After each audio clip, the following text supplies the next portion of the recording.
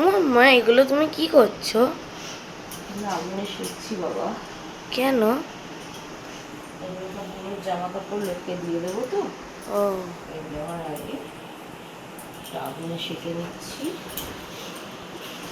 দাওয়া হয়ে গেছে, লাস্ট গ্যাসটাকে একটু সেঁকে নিই। হুম। এখন যা গ্যাসের দাম, 1 ঘন্টা ধরে জ্বালিয়ে রাখতে অসুবিধা, সেই জন্য ঝটঝট করে করছি। আসলে ব্যাপারটা হচ্ছে, দেখো এখানে অনেক জামা কাপড় রয়েছে, তবে এখানেই শেষ না, আরও রয়েছে। এইগুলো জাস্ট আমি লবণ জলে ধোয়াটা হয়েছে বলে এগুলো এখন দিয়ে দেবো, আবার কদিন পরে দেবো, কারণ এখন না আমার পক্ষে কষ্টকর হয়ে যাচ্ছে, শরীরটা ভালো না, মেয়েটাও ঝামেলা করে।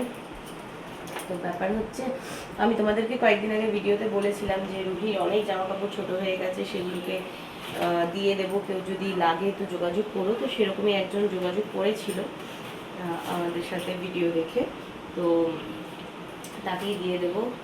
এবার ব্যাপার হচ্ছে, এরকম এর মধ্যে এই দুটো তো একদম নতুন, রুহি তো একদিনও পরে উনি, এই যে এটা অন্নপ্রাশনে পেয়েছিল, আর এইটা হচ্ছে পয়লা বৈশাখে ইয়ে দিয়েছিল, সমাধি দিয়েছিল। এত সুন্দর জামাটা, দুদিন করে ওকে পরানোর চেষ্টা করেছে, কিন্তু ও না পরবেই না, চিৎকার কান্নাকাটি করছে। কারণ হচ্ছে ওর এই জায়গায় যে সেলাইটা রয়েছে, এই সেলাইটাতে মানে একটা হাত উঠে যায়, পরের হাতটা ওঠাতে গিয়ে কষ্ট হয়, একটু চাপ লাগলে মেয়ে আমার জামা পরবে না।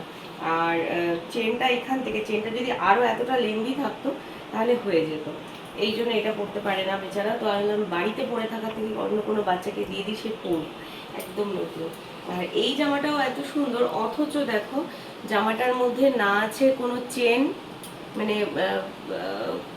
কি বলে, পিঠ খোলা বা সামনেটা খোলা, এরকম কোনো ব্যাপার নেই, যার জন্য এটাতেও সেম একই প্রবলেম হয়, ওকে জামা পরাতেও একদিনও মানে পরেইনি। তো এগুলো সব দিয়ে দেবো। আর যেটা বলছিলাম, এই এমনিতে তো সমস্ত কিছু কেচে ধুয়েই ওকে, ওর ওই বাচ্চাদের যে লিকুইড ডিটারজেন্টটা হয়, আমি আগে মিনিটা ইউজ করতাম, এখন বেবি হাবটা ইউজ করি। তো সেটাতে ধুয়ে তারপরে ডেটল ওয়াশ করে রাখা থাকতো, তারপরে দিয়ে দেবো বলে এগুলোকে আবার আমি সব লবণ জলে ধুয়েছি, সমাধিকে দিয়ে সব লবণ জলে ধুয়ে নিয়েছি। তারপরে এখন আগুনে শিখলাম, কারণ হচ্ছে আমার বন্ধুরা বলে যে, আমি জানি না কতটা মানে কি ব্যাপার, তবে বাচ্চাদের ক্ষেত্রে না মায়েরা দেখবে রিস্ক নিতে চায় না।